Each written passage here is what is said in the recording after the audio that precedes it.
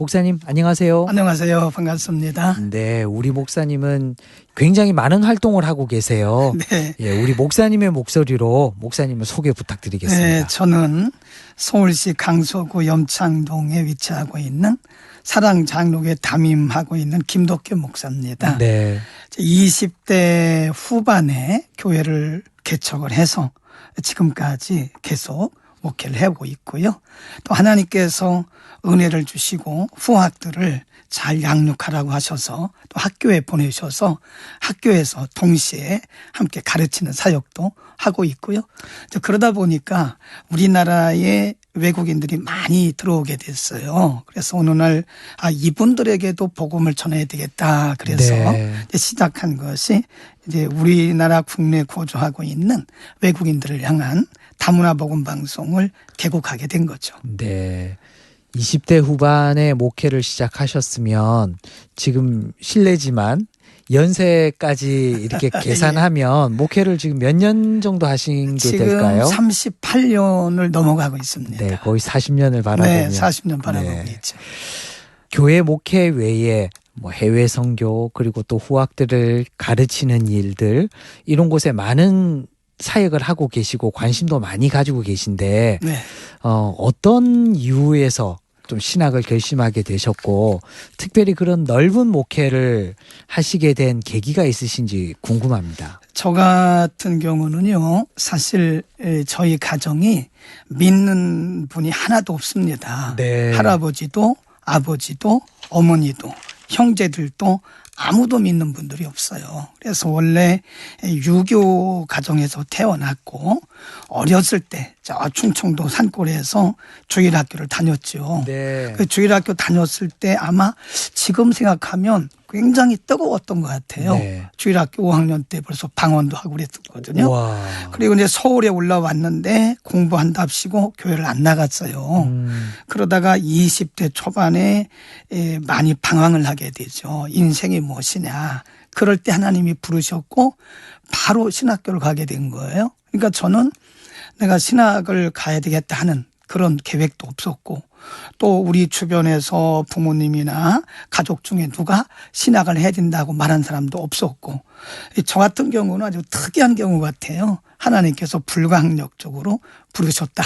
그렇게 생각을 합니다. 그래서 목회를 하게 됐는데 네네. 그러면은 하나씩 제가 여쭙게요. 네. 외국인 선교에 대해서 네. 조금 깊이 관여하시게 된 계기는 또 어떤 계기가 있으세요? 제가 이제 원래 그 영어에 관심이 많았어요. 네. 그래서 중학교 때도 영어 책을 거의 다 한 권 외울 정도로 네. 했는데 신학교 다니면서 외국인들에 대한 관심이 많더라고요. 네, 아무래도 영어가 좀 그렇죠. 쓸 수 있고 네. 그리고 영어를 통해서 소통을 하다 보니까 자연스럽게 외국인에 대해서 그렇죠. 관심을 네. 가지게 되셨네요. 그러면서 1970년대 후반에 네. 우리나라에 외국인 유학생들이 들어오기 시작했어요. 네. 신학대학에. 네. 그분들과 접촉을 하면서 서서히 이제 선교에 대한 눈이 뜨이게 된 거죠. 네. 그래서 1978년인가요? 그래서 마닐라에서 네. 로잔 대회가 있었어요. 두 번째로. 네. 그때 로잔 대회 아무것도 모르고 그냥 옵저버로 참석을 했는데 그때 하나님께서 선교의 관점을 열어주신 것 같아요. 네. 그래서 그 다음에 바로 아산합 신학대학원에 가서 선교학을 전공을 하고 네. 이제 그때부터 지금까지 계속해서 외국인 선교를 해오고 있죠.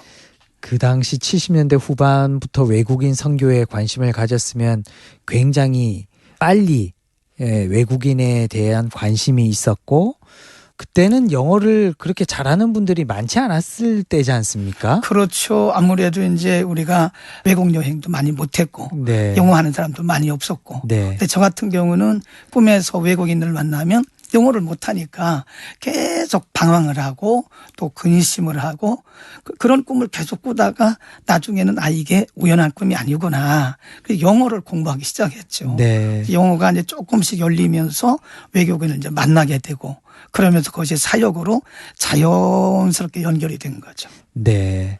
그래서 하나님께서 그렇게 준비시키셔서 외국인 노동자 그리고 유학생들이 예전과 비교할 수 없을 만큼 많이 들어오시잖아요. 그럼요. 그러니까 이때를 위해서 그동안에 또 훈련시키시고 준비시키신 게 아닌가 네. 하는 생각이 드는데요, 목사님. 네, 맞습니다. 또 후학을 가르치는 학교에도 깊이 관여하고 계세요. 네. 그거는 또 어떤 계기였습니까? 저희가 이제 2000년도 들어오면서부터 외국인 노동자, 이주민들, 그 여성들, 이주 여성들 많이 들어오기 시작했거든요. 네. 그러면서 그때 무슨 생각이 들었냐면 그 중에 이제 대부분이 노동자들이거든요. 네. 이분들을 보면 사실은 그 나라에서는 상당히 수준이 있는 분들이에요. 네. 그분들을 잘 모아서 이분들을 모셔서 가르쳐서 그분들에게 신앙을 가르치고 성경을 가르쳐서 재파송하면 한국인이 나가는 것보다 훨씬 더 선교의 효과가 있겠다. 네. 그래서 재파송하는 그런 개념을 가지고 외국인 신학교를 시작을 했죠. 네. 그것이 2011년입니다. 네. 지금까지도 외국인들을 매 주말마다 이렇게 함께 모아서 신학을 가르쳐서 자국에 파송하는 그러니까 재파송 사역이죠. 네. 그 일을 지금도 계속하고 있습니다. 겉으로 보면 외국인의 관심이 많고 또 겉으로 보면 후학 기르는 학교 일에 관여하고 네. 또 교회 목회도 하시고 다양한 것처럼 보이지만 네. 어떻게 이 사역을 하게 됐는지 들어보니까 네. 결국은 복음을 잘 전하고 그렇죠. 소외된 이들에게 복음을 전하기 위해서 사용한 방법들이 다 지금 목사님이 하고 계신 사역이 아닐까 그런 생각이 드는데요, 목사님. 네, 맞습니다. 네, 일맥 다 통하는 것 같아요. 그럼요. 모든 사역들이. 예, 예. 지금 현재 250만 명의 외국인들이 들어와 있거든요. 네. 근데 그분들은 사실 경제적 도움을 얻기 위해서 온 거거든요. 그렇죠. 근데 우리가 복음적 관점에서 보면 극동의 가장 뜨거운 나라에 네. 하나님께서 전 세계에 있는 일꾼들을 불러 모으신 거예요. 네. 그래서 이분들을 말씀과 신학으로 잘 양육해서 보내면 우리가 하는 선교보다 20배, 30배 효과적인 선교 효과를 거둘 수 있다. 저는 그렇게 보는 겁니다. 목사님께 여쭈려고 하니까 굉장히 우문이라는 생각이 들긴 하는데 네. 하시고 계시는 사역 중에서 가장 애정이 가는 사역은 어떤 사역이십니까? 역시 저는 그 외국인 사역이고요. 네. 지금도 외국인을 보면 냄새만 맡아도 네. 외국인들이 특유한 냄새가 있거든요. 네. 그 냄새만 맡아도 가슴이 두근두근두근합니다. 네. 현재 우리 교회도 영어 예배가 따로 있고 네. 외국인 신학교가 따로 있고 또 복음 방송이 있어요. 네. 이 복음 방송이라는 것은 뭐냐면 국내에 거주하고 있는 외국인들이 자국어로 복음을 듣는 겁니다. 네. 현재 13개국어로 방송을 하거든요. 네. 이제 극동방송 같은 이런 전파 방송은 아니지만 유튜브를 통해서 13개국어로 매일 방송을 하죠. 네. 그러니까 외국인들에 대한 그 복음적 관심이 굉장히 크다고 보는 거죠. 네. 어느 목사님보다 넓은 목회를 하신다고 네. 제가 해석할 수 있을 것 같은데 지금 많은 그런 일들을 하고 또 각계각층의 사람들을 만나고 하는 과정 속에서 하나님께서 목사님에게만 특별히 부어주시고 보여주신 은혜들이 있을 것 같아요. 네네. 뭐 한두 가지만 좀 나눠주시겠어요? 딱 한 가지로 말하라 그러면 네. 언어의 은사를 주셨어요. 네. 사실 이제 선교라고 하는 거는 언어를 통하지 않고는 안 되잖아요. 네. 그러니까 이제 제가 80년대 초반에 신학교를 들어갔기 때문에 그때 당시에 히브리어 헬라어를 배운다는 게 교수님이 많이 없었어요. 네. 그런데 히브리어 헬라어도 너무 쉽게 깨닫게 하신 거예요. 그래서 학교 다니면서 우리 그부들을 오히려 제가 지도하면서 그렇게 공부를 했고요. 네. 영어도 사실은 제가 나중에 이제 미국에 유학을 했는데 그전에도 영어도 독학으로 했습니다. 그러니까 네. 독학으로. 와. 어느 순간에 이제 귀가 열리는 거예요. 외국인이 얘기를 하면 우리말로 들리는 거잖아요. 네. 그러니까 신기하다. 그 많은 분들이 목사님 재능을 부러워하고 계신 것 같아요. 하나님이 이제 특별히 주신 은사라고 네. 이제 여쭤보니까 네. 말씀드리는 거고요. 네. 그래서 그 언어가 됐기 때문에 제가 전 세계를 많이 다녔거든요. 네. 30대 초반부터 지금도 전 세계를 이렇게 순회하면서 또 사역을 해요. 그거는 네. 언어가 됐기 때문이다. 그건 제 능력이 아니고 하나님이 이때를 위해서 언어의 은사를 특별히 주셨다. 저는 그렇게 믿습니다. 그 언어를 통해서 네. 다양한 사람을 만나게 되고 그럼요. 또 다양한 지역으로 갈 수 있는 네. 좀 유리한 위치에 있게 되고 네. 그로 인해서 여러 가지 하나님께서 그 때에 맞는 그렇죠. 은혜들을 주신 것 같은데 네. 목사님 사역의 열매도 굉장히 많으실 것 같아요. 네. 열매도 한두 가지 소개해 주세요. 저희가 외국인 신학교를 한다고 그랬잖아요. 네. 서울, 안산, 화성 그리고 김포 신학교를 설립을 해서 그 지역에 있는 외국인들을 양성을 해요. 네. 그러면 이분들이 여기서 3년, 4년 공부를 하고 본국으로 갑니다. 네. 그리고 본국으로 가서 거기 사역자가 되는 거예요. 근데 이분들이 원래 사역자로 온 게 아니거든요. 네. 원래 이제 경제적인 도움을 얻으러 일하러 온 거죠. 네. 그러니까 노동자로 왔다가 여기서 예수님 영접하고 신학을 하고 본국에 가서 사역자가 돼서 이 사역하는 분들이 꽤나 많습니다. 사역자들에게 효율이라는 말을 쓰는 게 적합한지는 모르겠으나 네. 여기서 선교사를 준비시켜서 그 지역으로 선교사를 파송하는 그런 일련의 과정보다는 네. 그 지역에 계신 분들에게 복음을 심어서 그렇죠. 그 지역으로 이렇게 파송하는 게 선교 효율이라든가 효과로 봤을 때는 훨씬 더 많은 열매가 있을 수 있고 아주 효율적인 선교의 방법일 것 같아요. 그럼요. 이제 우리가 그것을 이제 원주민에 의한 네. 원주민 선교라 그러는데 일단 경제적으로 그리고 문화적으로 네. 언어적으로 장애가 없다는 거죠. 네. 또 한 가지는 이분들이 가서 사역을 하는 분도 있고 아니면 리더십이 돼요. 네. 그래서 이 리더십이 돼서 현지에 있는 한국인 선교사하고 이렇게 이제 매치가 됩니다. 네. 그러니까 아름다운 사역을 할 수 있도록 좋은 동역자가 되는 거죠. 정말 선교의 가장 이상적인 모델인 네. 것 같아요. 네, 그 그렇습니다. 같은 민족이기 때문에 그 민족에서 거부감이 없을 그렇죠. 것이고 충분히 그 정서를 헤아려서 네. 그 복음을 실어서 선교할 수 있는 부분 가장 머리로 생각하고 있는 가장 이상적인 모습이 우리 목사님의 사역의 현장 속에서 이루어진다고 하니까 네. 더할 나위 없이 또 기대도 되고 감사하기도 하고 그렇습니다. 네. 네. 네. 우리 목사님 사역에 대해서 조금 더 이야기 나누기 전에 네. 목사님 좋아하시는 찬양이 있으면 우리 찬송 하나 듣고 계속 말씀 이어갔으면 하는데요. 목사님 어떤 찬양 한번 나눠볼까요? 제가 찬양을 참 좋아하는데 네. 그중에서 오 신실하신 주라는 찬양이 있어요. 찬송가 393장. 네, 맞습니다. 네. 왜 이 찬양이 좋으세요? 하나님이 신실하시다. 네. 그 신실이란 말은 믿을 만하다. 네. 신뢰할 만하다. 네. 그런 말씀이거든요. 네. 내 인생에 있어서 하나부터 열까지 네. 하나님은 모두가 다 실수가 없는 분이시더라고요. 네. 이 찬상을 좋아합니다. 38년 목회하시면서 얻은 결론일 수 있겠다 싶은 생각도 들어요. 신실하신 하나님. 네, 맞습니다. 네. 찬송가 393장 오 신실하신 주 함께 찬양 나누고 계속해서 목사님과 얘기 나눠보도록 하겠습니다.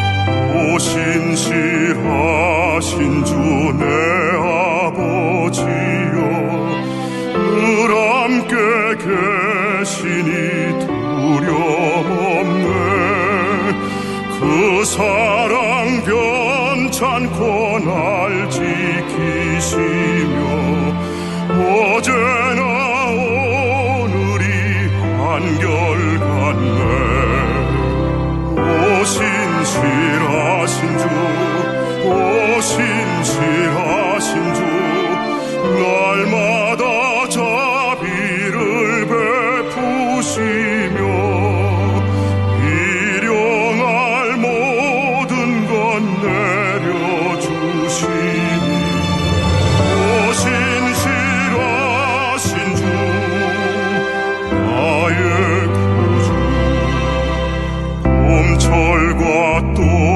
여름 가을과 겨울 해와 달 별들도 다 주의 것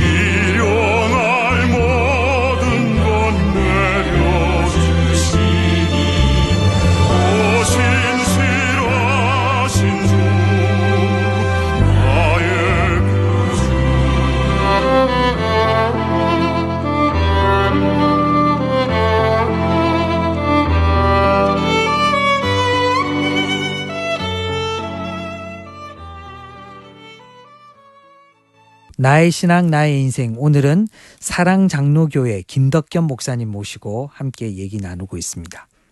많은 목사님 그리고 또 많은 일반인들도 목사님이 가지고 계신 언어적 달란트를 굉장히 부러워할 것 같아요. 예. 그런 얘기 많이 들으시죠? 예. 뭐 어떻게 하면 합니다. 영어 잘할 수 있냐 뭐 이런 얘기도 많이 들으실 것 같은데 네. 그때는 어떻게 대답하세요, 목사님? 저는 뭐 그때 이렇게 얘기하죠. 이건 전적인 은혜다. 또 물론 저도 많이 노력을 했죠. 근데 네. 인간이 아무리 노력을 해도 하나님께서 은혜를 부어주시지 않으면 안 되는 거거든요. 우리 제가 나를 봐라. 나를 보면 하나님 살아계신다. 내가 걸어다니는 간증이다. 그 얘기를 하죠. 네, 목사님을 뵈면 5달란트 받은 종이 아닐까 생각이 들거든요. 예. 그럼 10달란트 남겨야 되니까 네. 훨씬 더 목사님 많은 사역이 필요할 것 같아요. 그러면요, 예. 예, 지금도 실제로 그 사역을 하고 계시고. 그런데 목사님, 네. 그렇게 많은 달란트를 받고 많은 사역을 하고 있는데 그 사이에서도 또 문학적인 달란트까지 활용하셔서 이번에 시집을 내셨어요. 네. 시집 제목이 시 그리고 기도.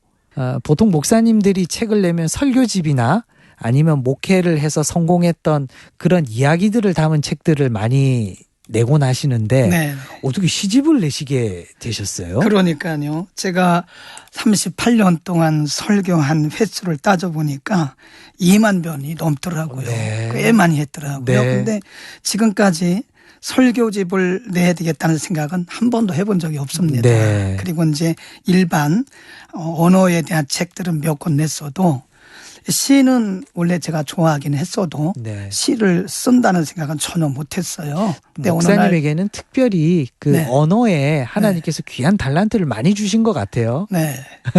그 어느 날 설교를 할 때 네. 서론에서 다른 분들의 시를 가끔 낭송하곤 했거든요. 네, 근데 네. 어느 날 이런 생각이 들었어요. 다른 사람의 시를 낭송하는 것도 좋은데 너의 시를 한번 읽어보면 어떨까. 네. 제 스스로 생각이 들어서 한번 시를 썼어요. 네. 그랬더니 그 시가 되더라고요. 그리고 네. 그거를 성도들에게 이렇게 낭송을 했더니 다들 은혜를 받는 거예요. 네. 어떤 분들은 힘을 얻었다, 회개게 됐다, 용기를 얻었다, 어떤 분들은 눈물도 흘리고 그래요. 그래서 이 시에 위력이 있구나. 그래서 시를 쓰다 보니까 요즘에는 일주일에 한 3편, 4편 씁니다. 네. 시라는 것들이 어떤 때는 뭐 굉장한 고민의 결과 그렇죠. 그리고 또 깊은 묵상의 결과로 이렇게 쓰여지게 되는데 네. 이번에 시집 준비하시는데 시간은 얼마나 걸리셨어요? 아주 짧게 걸린 것 같습니다. 아, 그러세요? 1월부터 시작해서요. 한 6개월 정도 걸렸을까요? 한 주에 보통 2편, 3편 쓰니까요. 네. 근데 이 시는 일반 문학 작품이 아니고 기도시입니다. 네. 그래서 제 제목을 시 그리고 기도. 네. 그래서 이 시를 믿음의 시 또는 네. 기도의 시, 영적인 시라 그러는데 마지막 부분에 반드시 기도가 들어갑니다. 네. 시와 기도. 네. 그 부분에서 많이 은혜를 받는 것 같아요. 그래요. 저의 고백이기도 하고 네. 간증이기도 하고 네. 이 속으로부터 우러난 작품이다. 그렇게 보시면 되겠습니다. 네, 그렇군요. 우리 목사님이 설교 준비하면서 목회하시면서 받은 하나님의 영감을 가지고 시를 쓰셨는데 좀 애착이 가는 시가 있을 것 같아요. 이 시간에 네. 우리 방송 가족들에게 조금 전에 우리 찬송을 한 곡 나눴는데 네. 이번에는 목사님의 시를 한번 나눠주시면 저희들이 감상을 해보도록 하겠습니다. 네. 주로 저의 시는 이 목회적인 관점에서 썼어요. 그래서 어려운 성도님들 힘을 얻으라고 또 고난 중에 있는 성도들에게 소망을 주기 위한 시거든요. 네. 아침을 기다리는 사람들이라는 제목이 있는데 네. 좀 길지만 한번 낭송해 보겠습니다. 네.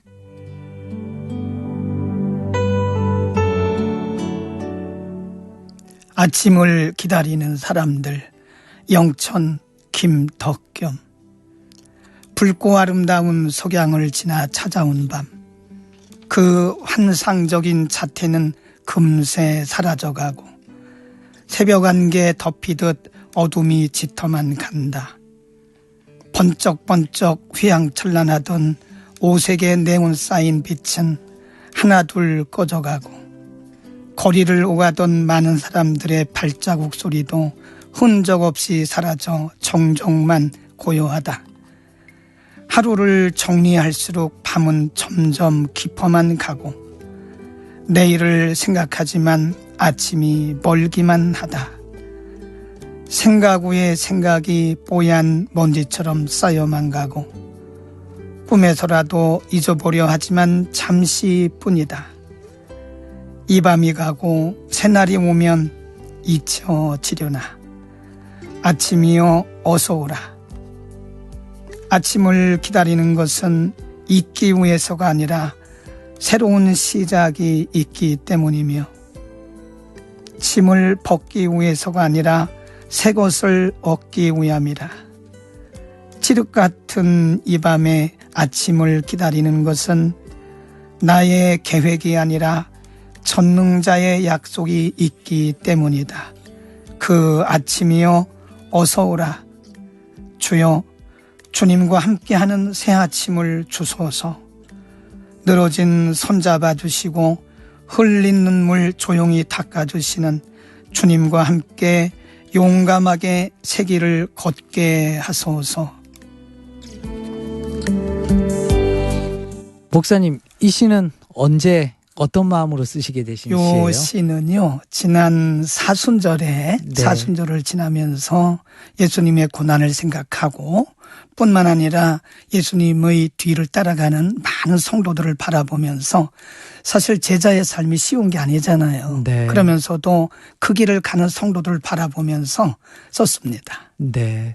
목사님 시 낭송하는 걸 쭉 들으면서 느낀 거는 한편의 긴 설교도 네. 큰 은혜가 있고 감동이 있는데 길지 않지만 이렇게 잘 정리되어 있는 그 시도 네. 마치 그 새벽 기도를 마치고 나올 때 하루를 시작하는 그런 느낌을 받을 수 있는 것 같아요. 감사합니다. 목사님 많은 달란트 하나님께서 주셨고 네. 또 그 달란트를 가지고 지금 사역하고 계신데 목사님 앞으로의 계획을 방송 가족들과 좀 나눠주시고 네. 또 마지막 인사해 주시면 고맙겠습니다. 저는 이제 우리나라 나이로 하면 앞으로 은퇴를 약 10년 정도 남겨두고 네. 있거든요. 남은 시간을 목회 랜딩으로 생각을 합니다. 우리가 비행기도 보면 착륙을 잘해야 되거든요. 네. 그래서 주님 앞에 갈 때까지 지금까지 해왔던 것처럼 초심 잃지 않고 끝까지 달하는 것이 저의 목적이고 네. 그게 저의 기도의 제목입니다. 초심을 잃지 않는 것, 말은 쉬운데 또 쉽지 않은 게 이 초심을 지키는 부분인 것 같아요. 맞습니다. 그리고 목사님이 그동안 초심을 잃지 않기 위해서 계속 기도해오고 열심히 노력하셨기 때문에 지금까지 하나님께서 쓰지 않았을까 생각이 네. 들거든요. 네. 예, 앞으로 그 마음 가지고 또 귀한 열매 만드시는 그런 사역들 되기 바랍니다. 감사합니다. 네, 귀한 시간 내주셔서 고맙습니다. 감사합니다. 감사합니다.